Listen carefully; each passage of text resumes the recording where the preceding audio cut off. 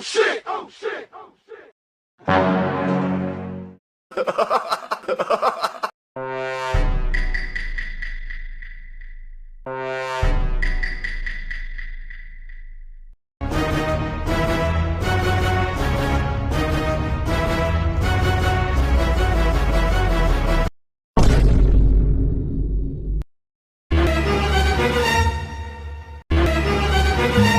Run.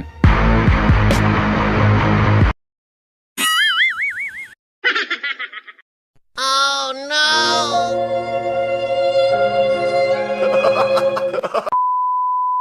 Pre, natin ang alak, bro.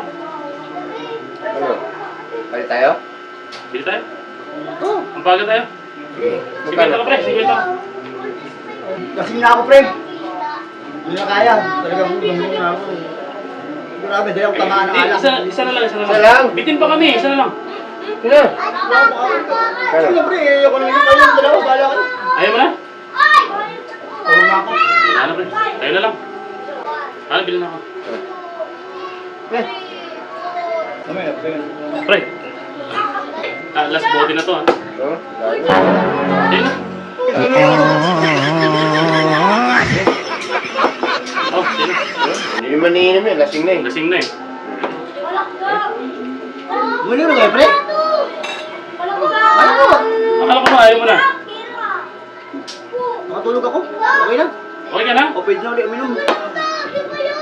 Pwede na ulit. Ang gulo mo ah. Talagang... Pwede na ulit, pre. Okay na. Ipala. Papahinga ako. Ipala. Hindi, akala ko lasing ka na. Pwede nakatulog naman ako eh. Hindi, lasing ka na, matulog ka na.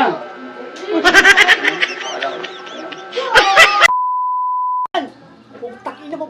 Yan. Ayun, patay ka na. Gago ka yan. Huwag kang makulit. Inahitan ka. Gago. Yan. Sige.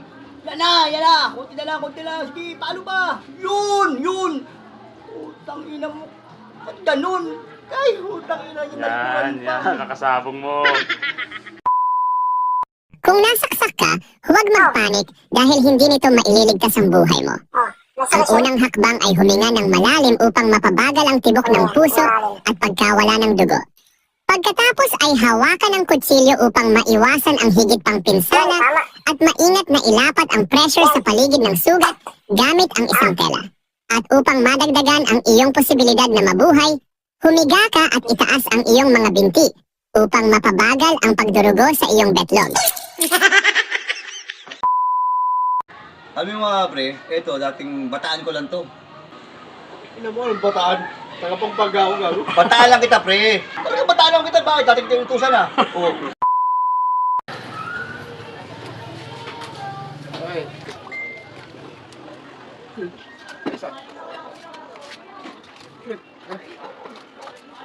Umutan pa. Ang lupit mo ah. Sige, boss. Salamat. Ayos ah. Salamat, boss. Kapal na mukha nun, ah.